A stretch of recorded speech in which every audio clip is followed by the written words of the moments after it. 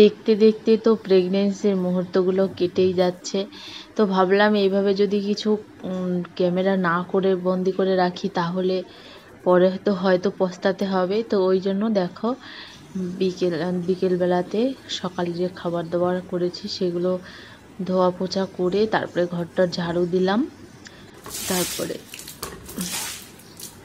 বিকেল 4টে 5টা যখন বাজে তখন এই যে দুয়ারের সামনেটা জল দিয়ে দিলাম, যেহেতু আজকে বৃহস্পতিবার আর আমরা আজকে নিরামিষ খাওয়ার চেষ্টা করি।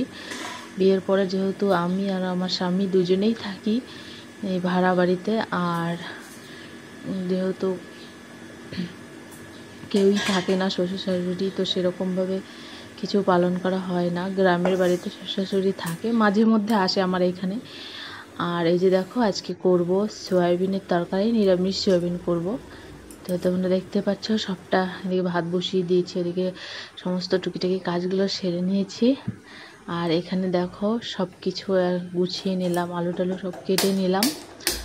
আর দেখতে দেখতে প্রেগনেন্সি 1 মাস 2 মাস 3 মাস 4 মাস, মানে বুঝতে বুঝতে আমার 2 মাস লেগে গিয়েছিল। তো এরকম প্রেগনেন্সির ব্যাপারে কোনো স্টোরি যদি জানতে চাও তোমরা, তাহলে আমি তোমাদের অবশ্যই জানাবো এক এক করে, সব একসাথে জানাবো না। তো এখন ভয়েস ওভার করছি কিন্তু হাঁপসে যাচ্ছি, এরকম মাঝে মাঝে নিঃশ্বাস নিতে খুব কষ্ট হয়। আর এই দেখো রান্না করতে করতে মশা এত জ্বালাচ্ছিল কি আর বলবো। তো মশার কয়েন জ্বালিয়ে নিচ্ছিলাম, তাও মশাগুলো মনে হচ্ছে সে একবারে 4-5টা করে একসাথে বসে কামড়াচ্ছে। তো এখানে দেখো চার্জার নিয়ে এসেছি ভিডিও করার জন্য, এখানে চার্জে দিয়ে তারপরে ভিডিও করছি, মানে ফোনে চার্জ ছিল না। তো এরপরে সব কিছু টুকিটাকি করে ভেজে নিচ্ছি। তারপরে এখানে ফোড়নে দিলাম, দেখো নিরামিষের জন্য তরকারি করছি তো, কালো জিরে তারপরে শুকনো লঙ্কা তেজপাতা, আর এখানে কাঁচা লঙ্কা আদা আর কাঁচা লঙ্কা আদা আর হচ্ছে কাঁচা জিরে বাটা। আর এখানে দিয়ে দিলাম পরিমাণ মতন হলুদ, আর এখানে দিয়ে দেবো এবার লবণ। তো কতটুকু লাগবে, যতটুকু লাগবে ততটুকু দিয়ে দিলাম পরিমাণ মতন।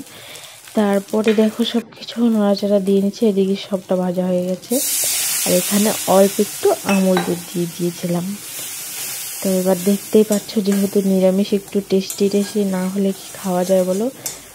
তো যাই হোক তোমাদের সাথে রেসিপিও শেয়ার করে দিলাম, তোমরা দেখতে থাকো। একটু কাশ্মীরি লঙ্কা দিয়ে দিলাম, তারপরে এখানে একটু নাড়াচাড়া করে তারপরে যেটা সিম্পল কাজ জল ঢেলে দিলাম। তো তোমাদের সঙ্গে যেই বিষয়টা শেয়ার করছিলাম প্রেগনেন্সির ব্যাপারে, তো 2 মাস লেগে গেছিলো আমার প্রেগনেন্সি বুঝতে বুঝতে। দেখতে দেখতে এই তো 8 মাসে, প্রায় 8 মাস চলছে, পড়ে গেছে 8 মাসে।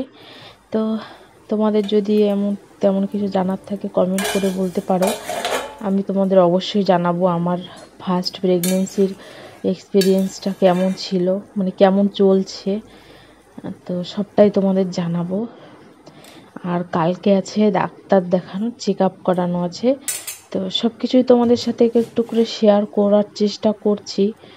কিন্তু জানো কি, এই ইউটিউবের মানুষেরা, মানে ইউটিউব মানে সোশ্যাল মিডিয়ার মানুষগুলো সবাই কেমন যেন সৎ মানুষগুলো, মানে যারা সৎভাবে ভিডিও করে, ভালোভাবে ভিডিও করে, তাদেরকে কেন যেন লাইক বা সাবস্ক্রাইব কিছুই করতে চায় না, মানে সাপোর্ট করতেই চায় না কেন যেন। আর যারা খারাপভাবে ভিডিও করে, খুবই খারাপভাবে ভিডিও করে, এই মানুষগুলোকেই দেখছি বেশি তাড়াতাড়ি উপরে উঠে যাচ্ছে করছে। কিন্তু একদমই এদেরকে দেখে উচিত না যে এদেরকে দেখে দেখে যে ও খারাপ ভিডিও করছে আমাদেরও খারাপ ভিডিও করে উপরে উঠে যেতে হবে। তো ভগবানের আশীর্বাদে যতটুকু পারবো এইভাবে চেষ্টা করব উপরে উঠে যাওয়ার, ছোট্ট ছোট্ট করে যতটুকু পারি ভিডিও দেওয়ার চেষ্টা করব তোমাদের মাঝে। তো দেখো বর্মশাহী অফিস থেকে আসবার পথে বাজার নিয়ে এসেছে, আর আমার জন্য নিয়ে এসেছে ফুচকা। অনেক দিন পর আজকে ফুচকা খেলাম। আর প্রেগনেন্সিতে না বেশি বাইরের খাবার খাওয়া উচিত না, কিন্তু প্রেগনেন্সিতে বেশি বেশি করেই খেতে ইচ্ছে করে বাইরের খাবার। তো অনেক দিন পরেই আজকে ফুচকা খেলাম।